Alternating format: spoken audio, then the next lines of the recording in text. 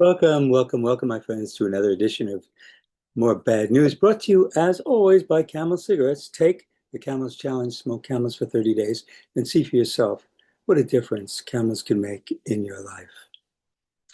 Well, my friends, this week I wanted to discuss anti-Semitism. Uh, and First, to begin, for viewers who may not know, I am a Jew. Uh, but I am also a Zionist. And I've tried to make clear that Israel is home. I went to Israel uh, in 1967, and I just had this emotional, you fall in love.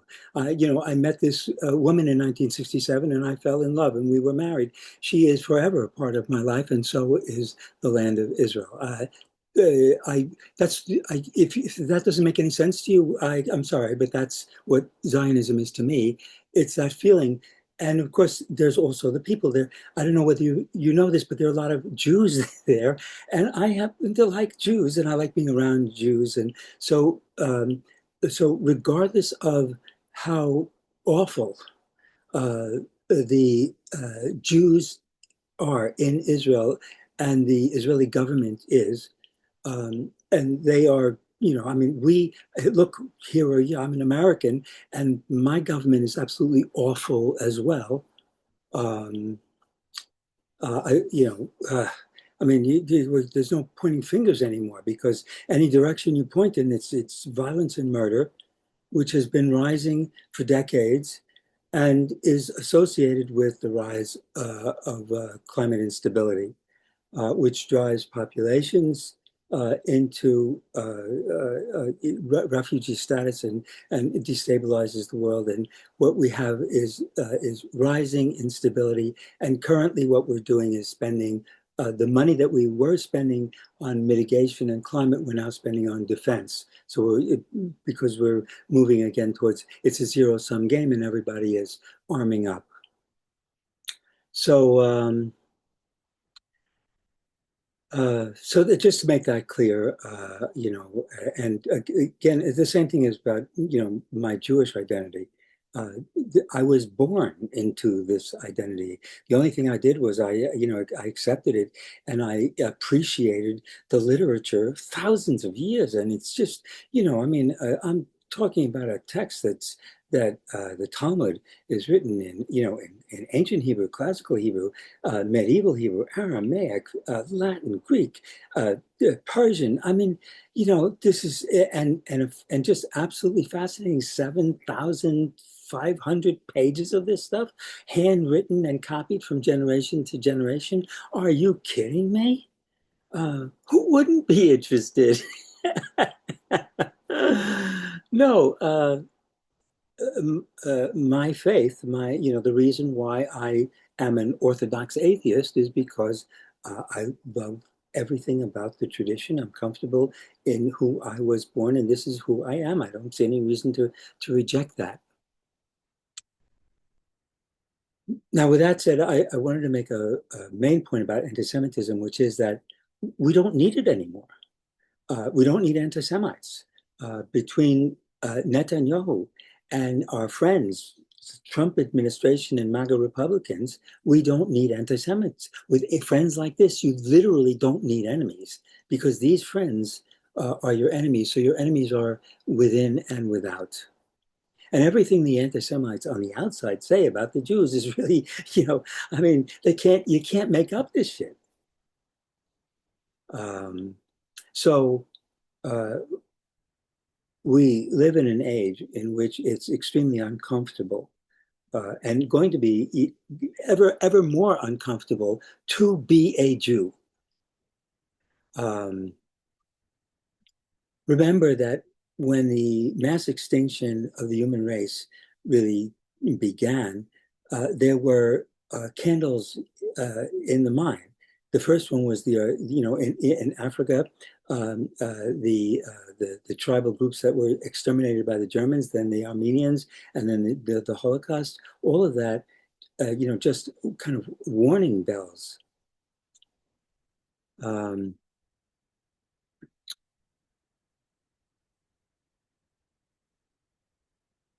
it seems to me that uh, the Holocaust and the pandemic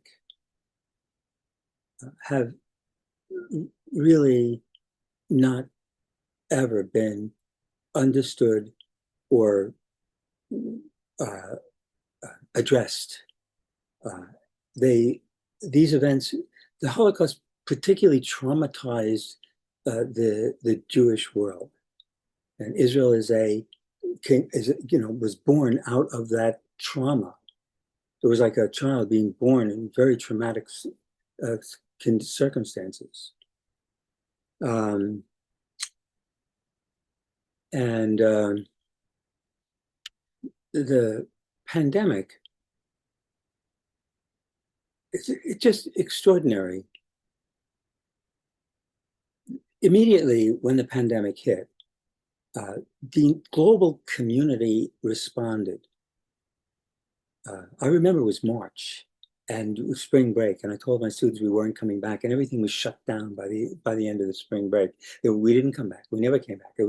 Everything was now remote, and everyone in the United States, in Germany, in France, in Italy, in China, in Iran, in every place began to recognize that there had to be a unified response to of the human race to this challenge.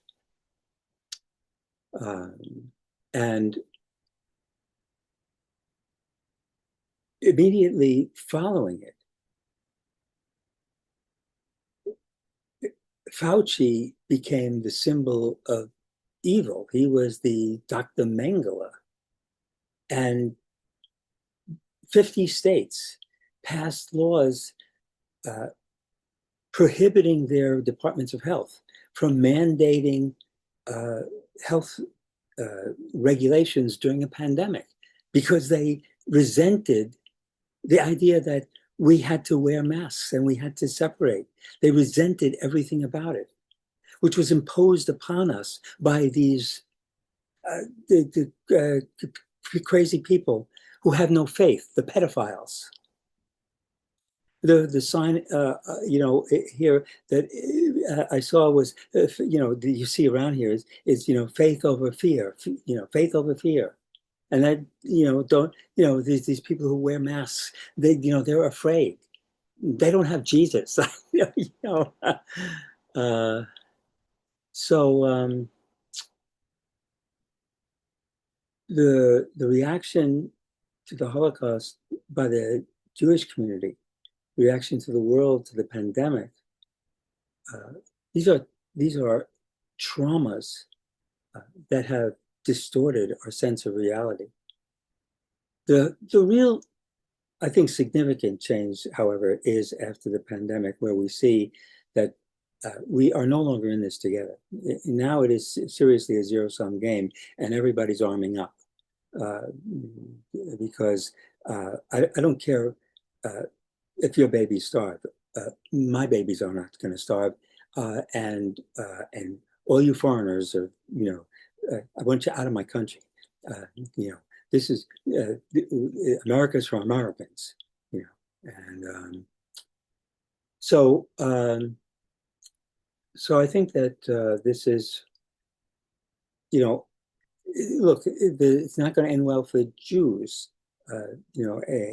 When things like this happen, bad things happen, it is bad for Jews generally, and bad things are happening, and it's not going to be good. So it reinforces a thousands and multi thousands of years old legacy, and it just seems it adds this. There's already inertia to hatred of Jews, and I see it, for example, with people on my feed who they're good-hearted people. I like them, and their politics are good and stuff.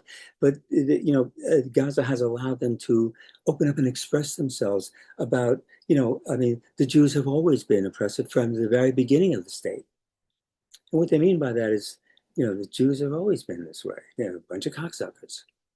Um, so it reinforces there is so much background noise which maintains and reinforces anti-Semitism that when you have a situation like this in which uh, clearly the situation is very bad and the Jews have culpability for terrible, terrible crimes. This is not like they blamed us for throwing the bread in the, poisoning the wells in the Middle Ages, where, we were dying too, and hey, we didn't really do that. This is where we're really culpable.